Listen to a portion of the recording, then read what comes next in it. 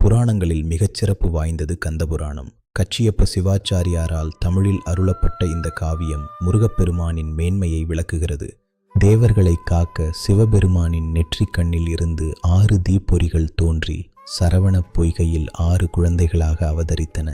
அன்னை பார்வதி தேவி தன் ஆற்றல் முழுவதையும் ஒரு வீரவேலாக மாற்றி முருகனிடம் வழங்கினார். இதுவே அறியாமை இருளை நீக்கும் ஞானவேல். ஆணவம் கொண்ட சூரபத்மனை அழிக்க முருகன் போர் புரிந்தார். அவனது மாயைகளையும் அசுரப்படைகளையும் ஞானவேல் கொண்டு தவிடுபொடியாக்கி வெற்றி கண்டார். இறுதியில் தன் தவறை உணர்ந்த சூரனை முருகன் மயிலாகவும் சேவலாகவும் மாற்றி தன்னுடன் சேர்த்து கொண்டார். இதுவே இறைவனின் பெரும் கருணை. ஆணவம், கன்மம், மாயை எனும் மும்மலங்களை அறுத்து ஞானம் எனும் வீடு பேறு அடைய கந்தவேலின் அருள் அவசியம் என்பதை இப்படம் உணர்த்துகிறது. கந்த சஷ்டி விரதம் இருந்து கந்தனின் அருள் பெறுவோம்.